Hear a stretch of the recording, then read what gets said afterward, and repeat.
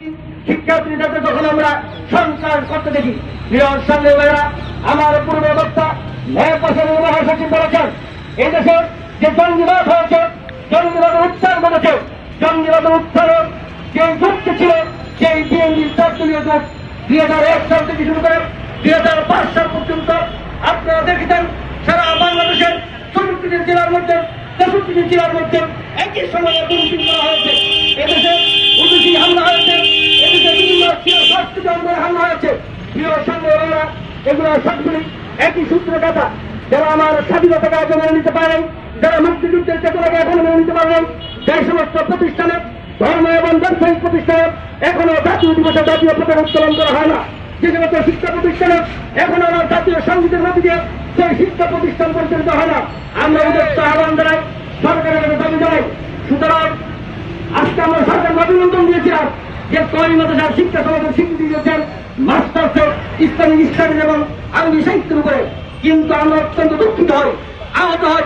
ওই সরকারের স্বীকৃতি পাওয়া সেই কওমি মাদ্রাসাগুলোর মধ্যে এখনো জাতীয় সঙ্গীতের চর্চা হয় না, সেই শিক্ষা প্রতিষ্ঠানগুলোর মধ্যে এখনো শহীদ মিনার প্রতিষ্ঠিত হয় নাই, সেই শিক্ষা প্রতিষ্ঠানগুলোর মধ্যে এখনো স্মৃতিসৌধ প্রতিষ্ঠিত হয় নাই।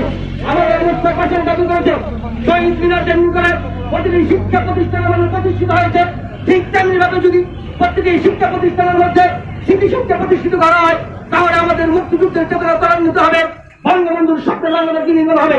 আমি সরকারের মাননীয় প্রধানমন্ত্রী জননেত্রী শেখ হাসিনাকে বলছি, আপনি বারবার হামলার শিকার হয়েছেন, বারবার ষড়যন্ত্রের শিকার হয়েছেন, আপনার বিরুদ্ধে এখনো ষড়যন্ত্র হচ্ছে, আপনার উপরে আপনাকে জীবন নাশ করার জন্য 21বার হামলা করা হয়েছে, আপনার মৃত্যু আর ভয় নেই। সুতরাং আপনি বঙ্গবন্ধুর স্বপ্নের বাংলাদেশ নির্মাণ করুন। কোন সাম্প্রদায়িক শক্তির সাথে আপোষ করে বঙ্গবন্ধুর স্বপ্নের বাংলাদেশ নির্মাণ করা কোনো সম্ভব নয়। সুতরাং যে সমস্ত প্রতিষ্ঠানের মধ্যে আমার স্বাধীনতার বিরুদ্ধে, আমার সংগ্রামের বিরুদ্ধে, আমার ঐতিহ্যের বিরুদ্ধে, আমার সংস্কৃতির বিরুদ্ধে তথ্য হয়, সে সমস্ত শিক্ষা প্রতিষ্ঠান, সে সমস্ত রাজনীতিকে নিষিদ্ধ করতে হবে, তাহলেই বঙ্গবন্ধুর স্বপ্নের বাংলাদেশ প্রতিষ্ঠিত হবে। আমরা অত্যন্ত আহত হয়েছি, আমাদের রক্তক্ষরণ হচ্ছে।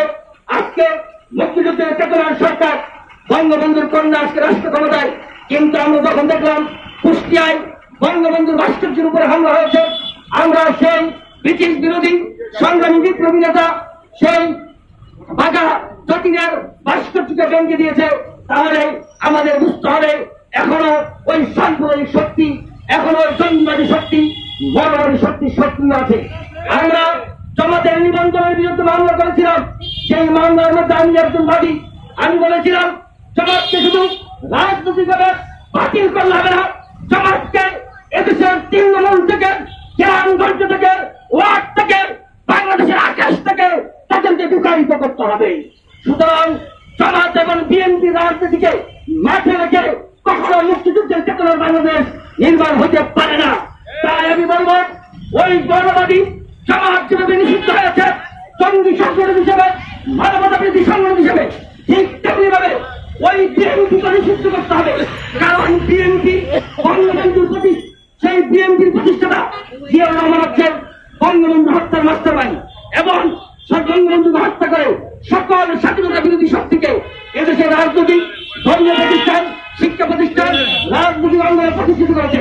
একই দায়রে, একই অপরাধে বিএনপিকে নিষিদ্ধ করতে হবে, এবং বিএনপির যারা দোষী আছে, যে সমস্ত রাজনৈতিক সংগঠনগুলি আছে, সেগুলিকে নিষিদ্ধ করতে হবে।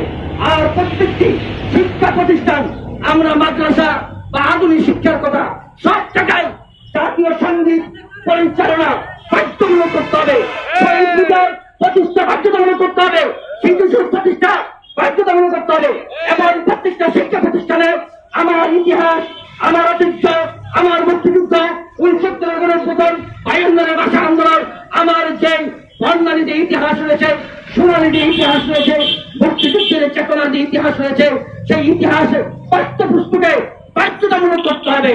তা করা হলে এদেশে জঙ্গিবাদ নির্মূল হবে, সাম্প্রদায়িক নির্মূল হবে। আমরা যে সম্প্রীতির মধ্যে দিয়ে, ধর্ম, বর্ণ, গোত্র সকলের আত্মহতির মধ্যে দিয়ে সেই বাংলাদেশ নির্মিত হয়েছে, লাল সবুজের কথা পেয়েছি, বঙ্গবন্ধুর স্বপ্নের বাংলাদেশ নির্মিত হবে। 71-এ যারা আত্মহতি দিয়েছে, আমার 30 লক্ষ শহীদ, তাদের আত্মা শান্তি পাবে, যে সমস্ত মা বোন তাদের সম্মান হারিয়েছে তারা শান্তি পাবে। সুতরাং আজকের